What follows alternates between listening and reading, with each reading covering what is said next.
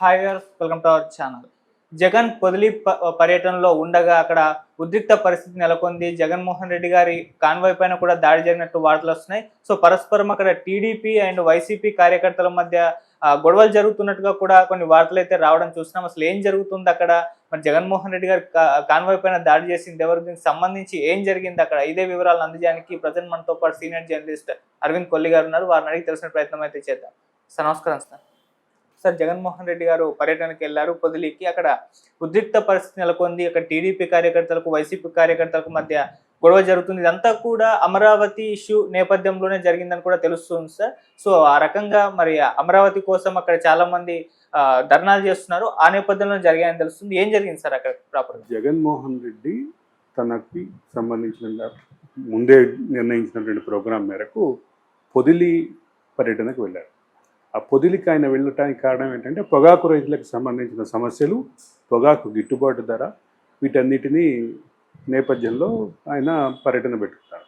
అయితే ఈ మధ్యకాలంలో జరిగినటువంటి మరొక డెవలప్మెంట్ సాక్షి టీవీలో వచ్చినటువంటి డిబేటు, ఆ డిబేట్ అనంతరం దానిపైన వచ్చినటువంటి వాద ప్రతివాదాలు, ఆ నేపథ్యంలో ఒక ముగ్గురు మీద సాక్షి టీవీ యాజమాన్యంతో సహా మరో ఇద్దరు జర్నలిస్టులుగా సీనియర్ జర్నలిస్టుల మీద కేసులు బుక్ అయిన నేపథ్యంలో ఒకళ్ళు అరెస్ట్ అయ్యి రిమాండ్కి వెళ్ళటం, రిమాండ్తో పాటు మరిన్ని కేసులు బుక్ అయినటువంటి వార్తలు వస్తున్నాయి.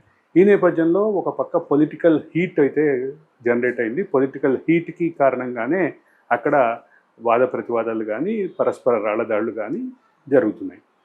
పరస్పర రాళ్లదాళ్లు అని ఎందుకు అంటున్నాము అంటే పరస్పర రాళ్లదాళ్లకు సంబంధించిన వార్తలు చాలా క్లియర్గా వస్తున్నాయి.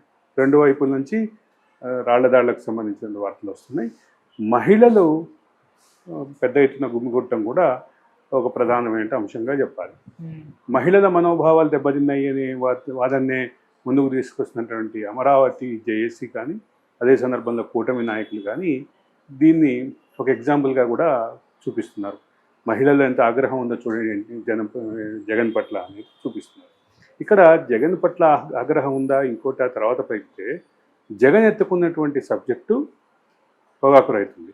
కానీ అక్కడ జరుగుతున్నటువంటి ఫైట్ అంతా అమరావతి రాజధాని పట్ల, రాజధాని ఉన్నటువంటి ప్రాంతంలో ఉన్నటువంటి ఒక రకమైనటువంటి బ్రాండ్ వేయడానికి ప్రయత్నం చేస్తున్నటువంటి ఆ ఇద్దరు జర్నలిస్టుల వ్యాఖ్యలు, వాటి చుట్టూ తిరిగినటువంటి అంశం.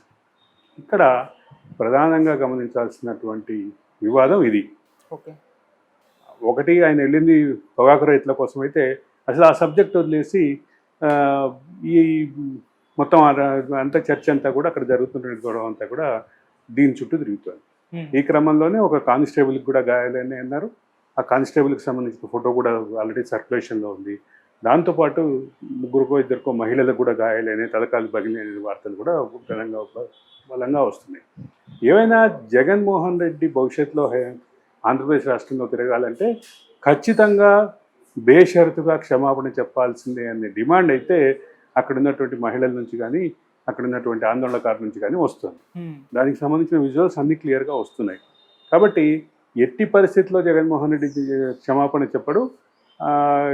అక్రమ కేసు పెట్టి ఈ విషయాన్ని మొత్తాన్ని హైజాక్ చేయడానికి, బుల్డోజ్ చేయడానికి ప్రయత్నం చేస్తున్నారు అనే వాదన ఏదైతే ఉందో ఆ అంశాన్ని ముందుకి గట్టిగా తీసుకొస్తుంది వైసీపీ. ఈ రెండు వాద ప్రతివాదాల మధ్య ఈ అంశం అయితే వేడెక్కింది. ఈ అంశం వేడెక్కడంతో పాటు ఒక పక్క రాళ్లదాడికి, మరో పక్క అంటే వాద ప్రతివాదాలకి, సవాళ్ళకి ప్రతి సవాళ్ళకి కూడా కారణం అవుతుంది, చెప్పక తప్పదు. సార్, ఈ మధ్య కాలంలో అంటే జగన్మోహన్ రెడ్డి గారు పర్యటనకు వెళ్ళినప్పుడు అక్కడ ప్రతిసారి కూడా ఆయన మీద దాడులు జరుగుతున్నట్టు వార్తలు వస్తున్నాయి. తర్వాత ఏంటంటే వీళ్ళు ఆరోపించేది అది వాళ్ళ మనుషులు వాళ్ళే దాడులు చేసుకున్న తర్వాత వేరే వర్గం మీద మోపేస్తున్నారు. అప్పుడు హెలికాప్టర్ దాడికి సంబంధించి కూడా వాళ్ళే హెలికాప్టర్దే కాదు, నిన్న ఏలూరు సాక్షి ఆఫీస్ మీద దాడికి సంబంధించిన వార్తల విషయంలో కూడా కూటమి అయితే అదే చెప్తుంది, పోలీసులు కూడా అదే చెప్తున్నారు. అక్కడ జరిగినటువంటి వేరే వివాదాన్ని తీసుకొచ్చి సాక్షి మీద దాడిగా చూపించడానికి ప్రయత్నం జరిగిందనేటువంటి వాదాన్ని ప్రభుత్వం ముందుకు తీసుకొస్తుంది. రెండో పక్క తమ ఆస్తులపైన, తమ మీడియా సంస్థ ఆస్తులపైన దాడులు జరుగుతున్నాయి అనేటువంటి అంశాన్ని వైసీపీ ముందుకు తీసుకొస్తారు. ఈ ముందుకు తీసుకొచ్చే క్రమంలో ఇక్కడ ఇంకొక విషయం గమనించాల్సింది, ఆ వివాదం ఏదైతే